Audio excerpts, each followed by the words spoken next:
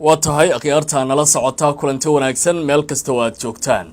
muxuu yahay mooshinka xasaasiga ah ee horyaala baarlamaanka golaha shacabka ee dowladda federaalka ee Soomaaliya xildhibaanada mooshinkaasi geeyay ujeedada ay ka leeyihiin maxay tahay xilligan oo ay Soomaaliya wajahayso culaysyo siyaasadeed oo daaqili ah iyo mid dibadeedba suuragal ma tahay mooshinkan inuu ka dhan yahay xukuumadda uu hogaamiye ra'iisul wasaare Xamse Cabdi Barre xildhibaanadan ilaa intee ay awood u leeyihiin mooshinkooda in uu guuleysto soo dhawaada waxaan rabaa muuqaalkan in aan ku faaqido mooshin la sheegay inuu yaallo baarlamaanka golaha shacabka kaasoo ay xildhibaanada qaarkood warbaahinta u soo dusiyeen awoodda mooshinkani uu leeyahay ma waxa uu ka dhan yahay xukuumadda uu hogaamiye ra'iisul wasaare Xamse Cabdi Barre barnaamijka si gaar ah ayaan ugu falanqeyn doonaa waxaan idinla soo hadlayaa YouTube channelkayga meel kasta oo aad joogtaan waxaan idin leeyahay soo dhawaada subscribe saaro muuqaalka la wadaaga saaxiibadin si xogtaan ay meel fog u gaarto aan ku horeeyo golaha shacabka ee baarlamaanka jamhuuriyadda federaalka ee Soomaaliya waxa la sheegay inuu horyaallo mooshin ay gudbiyeen qaybo kamid ah xildhibaanada baarlamaanka ee golahaasi jooga xildhibaanadan waxay ku doodeen in loo baahan yahay isbedel weyn oo siyaasi ah inuu ka dhaco Soomaaliya sida ay ku doodayaan xukuumadda ra'iisul wasaare Xamse Cabdi Barre ayaa waxay ku eedeeyaan waxqabasho la'aan iyagoo dhinaca kala tilmaamay in siyaasadda dalka ay noqotay mid kala furfuratay loona baahan yahay in la isku hayo deegaanada kala duwan ee Soomaalida xildhibaan Cali Mahdi Qalato oo la hadlay warbaahinta magaalada Muqdisho waxa uu yiri waa muhiim in mooshinkaasi maanta aan keenno isla markaana xildhibaanadu ay kaliya ka shaqeeyaan horumarinta siyaasiga ah iyo shuruucda dalka uu leeyahay waana waajibaadka xildhibaanada qaarkood in mooshin la geeyo baarlamaanka haddaba mooshinkan muxuu ku soo aadayaa inkastoo aan tirada rasmiga ah ee xildhibaanadan aan si dhaba loo ogeyn haddana waxa uu ku soo aadayaa xilli xaalad siyaasi ah oo adag ay ka taagan tahay Soomaaliya xildhibaanada ka soo jeeda Somaliland iyo kuwa kale oo ka soo jeeda gobolada dalka ayaa waxay horey uga hor yimaadeen tallaabo la doonayo in la qaado oo lagu sameynayay kursi labaad oo ra'iisul wasaare ku xigeen noqonaya kaasi oo ay ku tilmaameen in awoodooda madalaada 4.5 ka ku dhisan Soomaaliya uu saameyn ku yeelanayo halka xildhibaanada ka soo jeeda Koonfur Galbeed oo matalaad ahaan kursigaasi la magacaabayo uu aadi lahaa ay tilmaameen in ay tahay waxay xaq u leeyihiin isla markaana ay yihiin Koonfur Galbeed ay tahay dadka ka soo jeeda kuwa labaad ee ugu bixinta badan canshuuraha Soomaaliya haddaba mooshinkan ayaan rabaa bal inaan markan si gaar ah u fiirino xildhibaan Qalato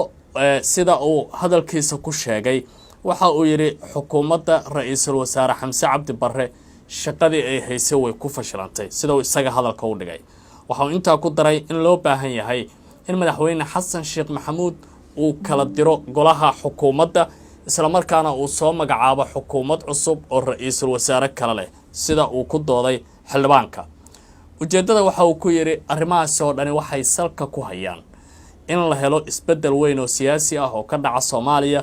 xilligan oo dalka uu wajahayo buu yiri marxalad weyn oo siyaasi ah marka la fiiriyo mooshinkan la soo sheeqaaday waxa uu imaanayaa xilli marxalad xasaasi ah Soomaaliya ay ku jirto waa mare xilli maamulka Puntland uu gooni taagan yahay oo madaxweyne Xasan Sheekh Maxamuud iyo Siciid Dani siyaasad ahaan ay waa hore kala furteen waxa ay sidoo kale ku soo aadaysaa xilli arrinta Itoobiya ay saameynteeda leedahay iyo qadiyadda Somaliland oo mar kale xaaladeedu aad u culus tahay markan waxay ku soo aadaysaa iyadoo wali dhinaca Soomaaliya cadaadis xoog la uu ka haysto hubkii sharci darrada ahaa ee soo galay kaasi oo maalmaha soo socda fadhiga golaha baarlamaanka aad looga doodin doono isla markaana lagu wado in miiska la soo saaro marxaladaha hadda hubkaasi uu marayo xildhibaanada waxay leeyihiin isbedel ayaa loo baahan yahay siyaasi ah 2 sano ayaa soo socota wadanka waxa uu gali doonaa marxalad adag oo siyaasi ah oo dhinaca doorashada la xiriirta waxa suuragal khilaafka ee Soomaalida ishaysigeeda inuu sii kordho dawladda Soomaaliya waxay ku doodaysaa in doorashooyin qof iyo cod la aadi doono galmudug meel kale oo xiisadi ka taagan tahay ayay hadda joogtaa oo siyaasiyiin waaweyn ayaa waxay leeyihiin waa in doorasho hadda la aado xilli madasha wada tashiga qaranka Soomaaliya ay horey uga hadashay in la aado doorasho qof iyo coda qorqoorna halkaas uu fadhiyey arrintaana la isku raacay xildhibaano uu ka mid yahay cabdiraxmaan cabdishakuur warsame saabir shooriye cagaweyne dayax iyo kuwo kalena waxay leeyihiin waa hadda in doorasho la aado oo weliba la badbaadiyey galmudug dadka doodaasi qaba waxaa ka mid ah axmed ducaale geelle xaaf oo horey usoo noqday madaxweynihii qorqoor uga horeeyey galmudug arrimahan oo dhan markaa isku fiirisa marka siyaasadii daaqiliga ahayd oo aada u kacsan soomaaliya iyo tii arrimaha dibadda oo soomaaliya ay ka haysato middan etoobiya ayaa haddana waxaa leeyahay mooshinkan ayaa waxa uu imaanayaa waqtigiisa iyadoo ay aada u adag tahay dowladda federaalka ee soomaaliya in ay wax badan arrimahaasi ka qabato laakiin su-aasha dowladda federaalka ah ee hortaalla waxay tahay dhammaan caqabadahan taagan ma ka dabaalan doontaa awood intee la eg ayayse xukuumadda ra-iisul wasaare xamse cabdi barre u leedahay inay ka hortagto mooshinkan xildhibaan qalato iyo xildhibaanada kale ay tilmaamayaan baarlamaanka in loo gudbinayo oo dhowaanna ay filayaan in doodiisu ay bilaabato sida ay hadalka u dhigeen ku darso inta badan golaha wasiirada ee dowladda federaalka ee soomaaliya waa xildhibaano ka tirsan baarlamaanka golaha shacabka qaarkoodna saameyn siyaasiya leh oo suuragal ay taaba in arrintaasi kaalintooda ay uga hortegi karaan markaan intaasoo dhan ka imaano mooshinkan xildhibaanadu waxay doonayaan qaarkood inay isbeddel ku sameeyaan xilli madaxweynaha ra-iisul wasaaraha iyo guddoomiyaha baarlamankuba ay isku aragti ka yihiin siyaasadda dalka sida dadka wax taxliiliya ay tilmaamayaan marka qodobkan la fiiriyo waxaa la leeyahay waxaa aada u yar in markaan oo kale la helo in mooshin yimaado uu guulaysan karo oo hoggaankii ugu sarreeya dalka ay hal aragti wada qabaan ujeeddada hal meele u wada socoto laakiin waxaa isbedeli kara oo arrintan saameynteeda yeelan kara baa la leeyahay kursigan cusub oo culays siyaasadeed oo weyn abuuray arrinta galmudug oo ayna culayskeeda leh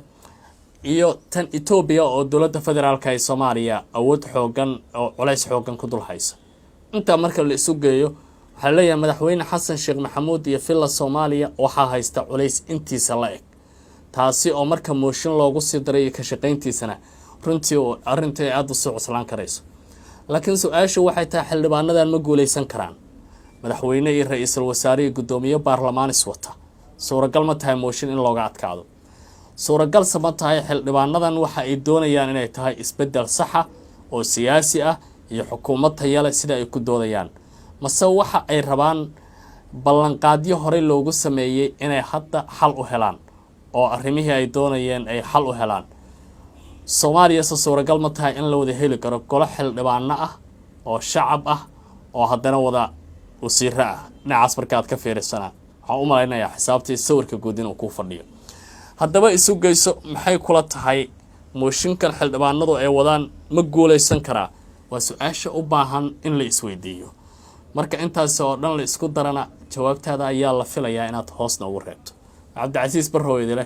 fi amaanillah